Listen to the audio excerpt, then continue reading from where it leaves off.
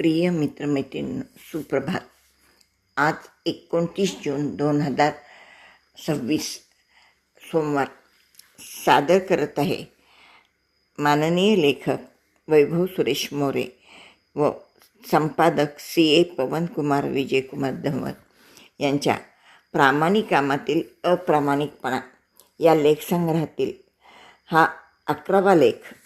श्रद्धेचा प्रामाणिक बाजार आणि जिवंतपणाची अवहेलना.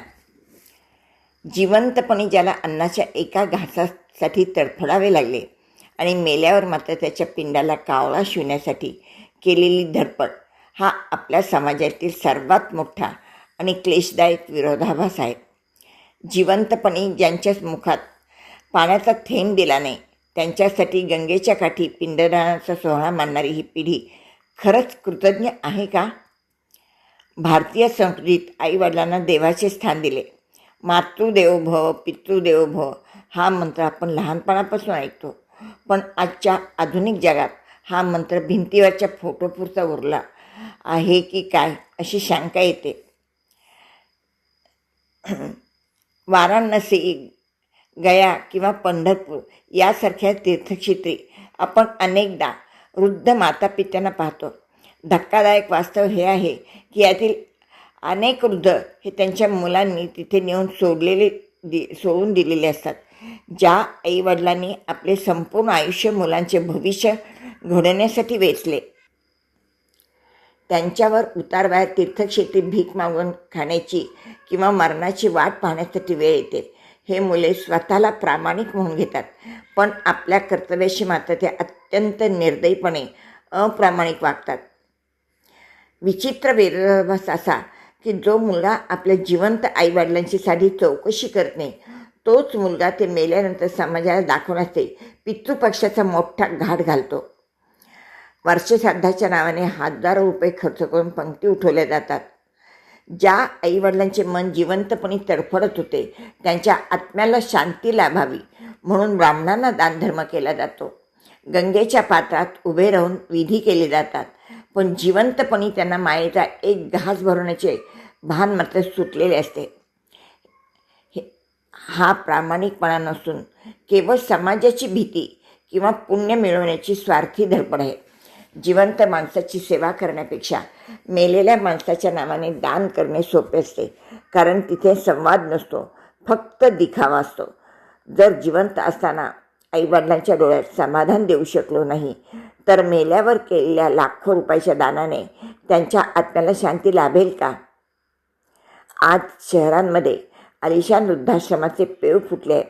हॅपी होम किंवा सिनियर सिटीझन रिसॉर्ट अशी गोंडस नावे देऊन या वृद्धाश्रमाचे बाजारीकरण झाले आहे.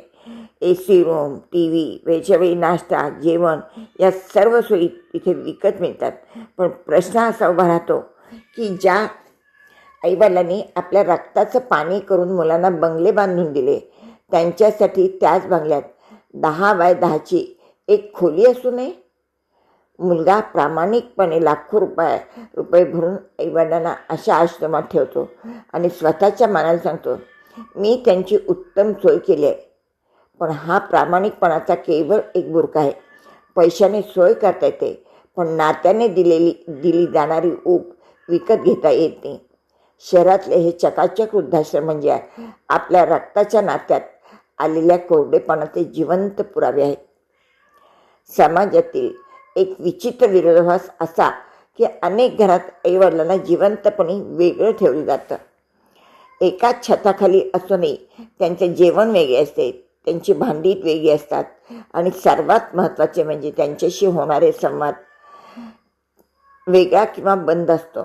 त्यांना आजारपणात दवाखान्यात नेण्यास कंटाळा करणारी मुले आपण पाहतो. पण जेव्हा हेच मायबाप जग सोडून जातात तेव्हा मुलाची मानसिकता अचानक बदलू लागते. यामागे प्रेम कमी आणि लोक काय म्हणतील ही भीती जास्त असते. जर श्राद्ध घातले नाही तर नातेवाईक नावे ठेवतील. जर ब्राह्मणांना भोजन दिले नाही तर समाजात इज्जत जाईल. मग सुरू होतो प्रामाणिकपणाचा दिखावा. पितृपक्षात कावळ्याची वाट पाहताना आणि पिंडाला स्पर्श करण्यासाठी देवाचा धावा करताना हे लोक विसरतात की ज्या जिवंत हाताने अन्नाचा घास हवा होता तेव्हा यांनी पाठ फिरवली होती. हे वंशश्राद्ध म्हणजे मृत व्यक्तीबद्दलचे प्रेम नसून समाजासमोर स्वतःची धार्मिक आणि प्रामाणिक प्रतिमा टिकून ठेवण्याचा एक केविलवाणा प्रयत्न आहे. सेवा हीच खरी भक्ती. खरा धर्म हा कर्मकांडात नसून कर्मात आहे. मेल्यावर गंगाजल मुखात घालण्यापेक्षा जिवंत असताना मायेचा एक घोट पाणी पाजणे अधिक पुण्यकारक आहे.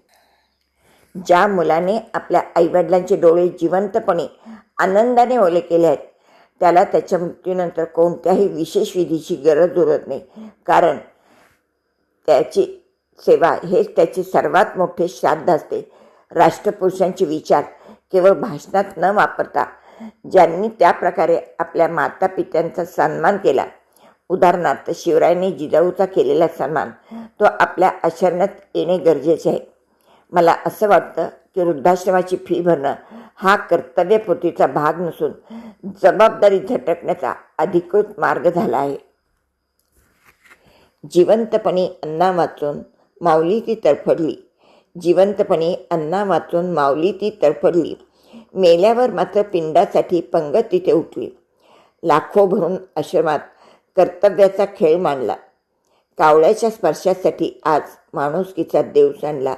कावळ्याच्या स्पर्शासाठी आज माणुसकीचा देव सांडला. प्रिय मित्रमैत्रिणींनो, केवढं दाहक वास्तविक परखडपणे वैभवदादांनी मांडलं आहे. यांच्या लिखाणाचा, यांच्या तळमळीचा तेव्हाच उपयोग होईल जेव्हा आपण सर्वजण प्रामाणिकपणे आपल्या मातापित्यांचा सन्मान करू, अगदी मनापासून, दिखाव्यासाठी नाही. तुमच्या प्रतिसादाची वाट पाहत आहे तुमची बाई, तुमची मैत्रीण. आजच्या दिवसासाठी खूप खूप शुभेच्छा.